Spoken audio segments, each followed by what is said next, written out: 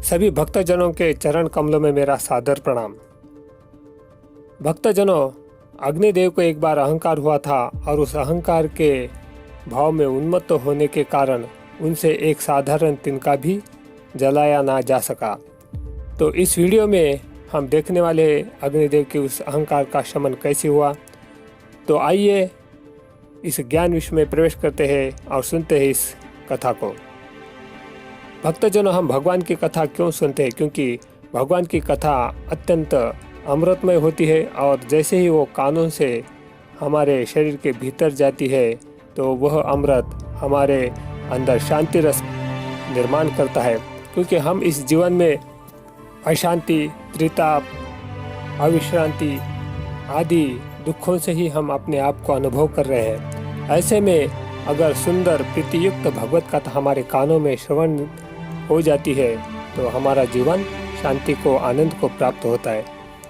तो एक समय की बात है कि महर्षि भृगु ऋषि के शाप से अग्निदेव क्रोधित हो गए और तीनों लोकों को जलाने लगे। अग्निदेव के बड़े बड़े लपटों से तीनों लोग जल रहे हैं, यह देखकर भगवान विष्णु एक बालक का रूप धारण करके अग्निदेव के पास जाते हैं और उनसे बात करने लगते हैं। हे अग्निदेव, आप इस तरह से रुष्ट होकर तीनों लोगों को क्यों जला रहे हैं? भला कोई श्रेष्ठ व्यक्ति इस प्रकार का तुच्छ अथवा निंदित कर्म क्यों करता है? क्योंकि आप जानते हैं तीनों लोगों को जलाने का काम या इस विश्व का संहार करने का काम भगवान शंकर का है।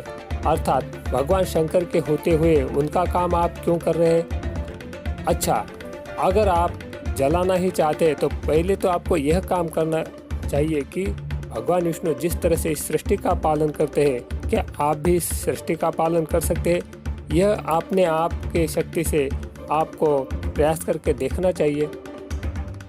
अगर यह श्रेष्ठ काम आपसे होता नहीं है, भगवान विष्णु को आप जीत नहीं सकते हैं, तो इस तरह का निंदित कर्म क्यों कर रहे हैं? चलो मान लेते कि आप अत्यंत क्रोधवश होकर इस विश्व को जलाने का प्रयास करें, लेकिन एक बार इस बालक के भी इस बात को मानकर देख लीजिए कि क्या आप मेरे हाथ में यह जो सूखा तिनका है, क्या आप इसको जलाकर देख सकते हैं?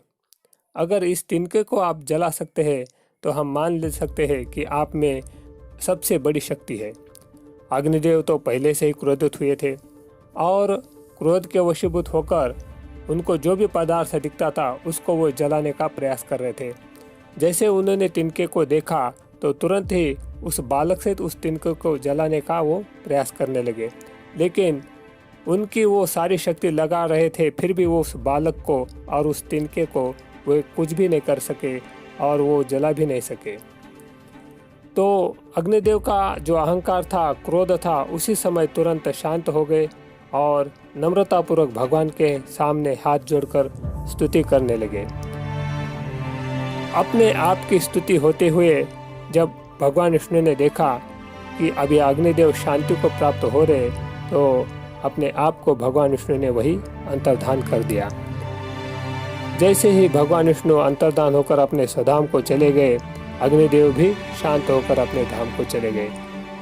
भक्तजन, इस कथा से यही हम सीख सकते हैं कि चाहे कितनी भी बड़ी शक्ति हो, लेकिन अहंकार अगर आदमी को छू लेता है तो बड़ा बड़ा काम वो कर भी नहीं सकता और उसकी बुद्धि अत्यंत विचित्र दशा को प्राप्त होकर सही निर्णय कभी भी नहीं ले सकती है।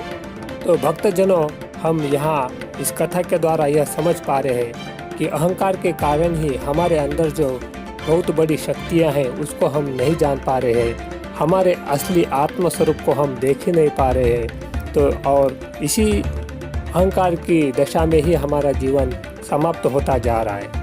तो भक्तजनों, अहंकार से रहित होकर, प्रीतियुक्त होकर, भक्तियुक्त होकर भगवान की और उनके भक्त की कथा सुनते रहिए और इस अमृत से आप सदा सदा के लिए अमर हो जाइए। हम सदा ही इस जन्म में दूसरों की निंदा करते रहते हैं और दूसरों के दोषों को देखने का प्रयास करते रहते हैं। हम अनजाने में ऐसे बहुत सारे निंदित कर्म करते रहते हैं जिसके कारण हमारा जन्म दूषित होता जा रहा है। तो यह सारा कुप्रयास छोड़कर हमें सदा ही भगवत कथा का पान करना चाहिए, जिससे कि हम अपने जीवन में दूसरों के दोषों को देखने का जो हमारा स्वभाव बन चुका है उसको नष्ट करके हम दूसरों के अंदर के गुणों को देखने का प्रयास करेंगे। सभी प्राणी मात्र के हृदय में बैठे हुए भगवान का हमेशा दर्शन करते रहना चाहिए और इसी तरह से भगवान और उनके भक्तों की अमृतमय कथा को बार बार सुनने का प्रयास करना चाहिए। तो आने वाले किसी एक वीडियो में हम ऐसी एक अनोखी कथा लेकर प्रस्तुत हो जाएंगे। तब तक के लिए नमस्कार।